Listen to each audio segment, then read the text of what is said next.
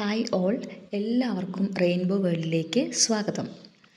ഇന്നത്തെ വീഡിയോയിൽ പറയുന്നത് രാവിലെ എഴുന്നേറ്റാൽ ഉടൻ തന്നെ ചെയ്യേണ്ട 5 ശീലങ്ങളെക്കുറിച്ചാണ്.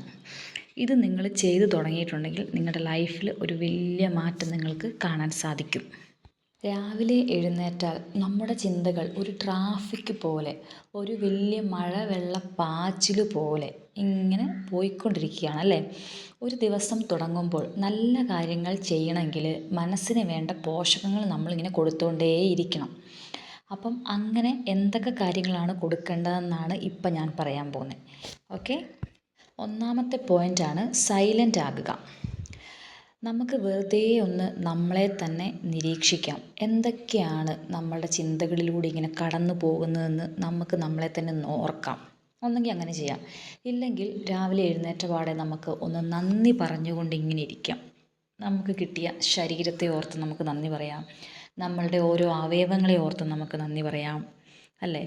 അതും അല്ലെങ്കിൽ നമുക്ക് ശ്വാസോച്ഛ്വാസത്തിൽ ഇങ്ങനെ ശ്രദ്ധ കേന്ദ്രീകരിച്ചിരിക്കാം, അങ്ങനെ ചെയ്യാം. അല്ലെങ്കിൽ നമുക്ക് മെഡിറ്റേഷൻ ചെയ്യാം. സൈലൻ്റ് എന്നതുകൊണ്ട് ഉദ്ദേശിക്കുന്ന ഇത്രയും പോയിൻറ്റ്സ് ആണ് കേട്ടോ. ഇതിൽ ഏത് വേണമെങ്കിലും നിങ്ങൾക്ക് ചെയ്യാം. പക്ഷേ അൾട്ടിമേറ്റ് ഗോൾ എന്ന് പറഞ്ഞാൽ കുറച്ച് സമയം സൈലൻ്റ് ആയിട്ടിരിക്കുക എന്നതാണ്. ഓക്കെ, രണ്ടാമത്തെ പോയിൻ്റാണ് അഫർമേഷൻസ് എന്ന് പറഞ്ഞാൽ ഞാൻ ഹാപ്പിയാണ്, എൻ്റെ കയ്യിൽ ഒരുപാട് പണമുണ്ട്, എൻ്റെ ആരോഗ്യം വളരെ മെച്ചപ്പെട്ടതാണ്.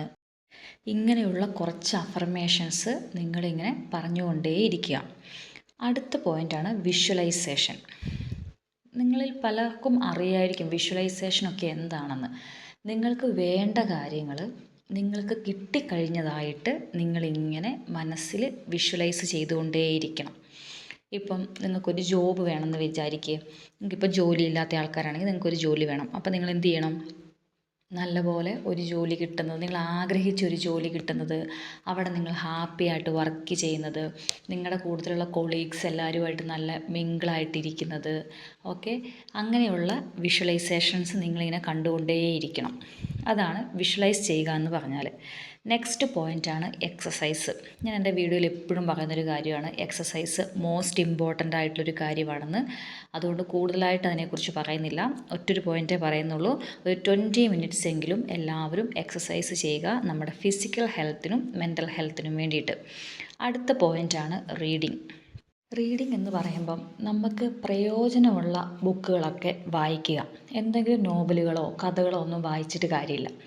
പ്രയോജനമുള്ള ജനറൽ നോളജൊക്കെ കിട്ടുന്ന, നമുക്ക് ഉപകാരപ്രദമായ, നമ്മുടെ ലൈഫിനെ ഇമ്പ്രൂവ്മെൻറ്റ് ചെയ്യിക്കുന്ന അങ്ങനത്തെ ബുക്കുകളൊക്കെ വായിക്കുക മാത്രം ചെയ്താൽ പോരാ, കിട്ടുന്ന അറിവുകൾ പോയിൻ്റ് ചെയ്ത് വെക്കണം, നോട്ട് ചെയ്ത് വെക്കണം.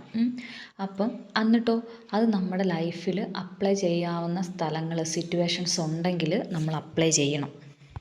അന്നേരമാണ് അത് നമ്മുടെ ലൈഫിൽ മാറ്റങ്ങളൊക്കെ കൊണ്ടുവരാൻ പറ്റത്തുള്ളൂ. അല്ലാതെ വെറുതെ കുറച്ച് ബുക്കുകളിരുന്ന് വായിച്ചിട്ട് പ്രത്യേകിച്ച് കാര്യമൊന്നുമില്ലല്ലോ. അപ്പം ഇങ്ങനെയൊക്കെ ചെയ്യുക. ഇന്നത്തെ വീഡിയോ ഇത്രയേ ഉള്ളൂ. എല്ലാവർക്കും ഇഷ്ടപ്പെട്ടെന്ന് വിചാരിക്കുന്നു.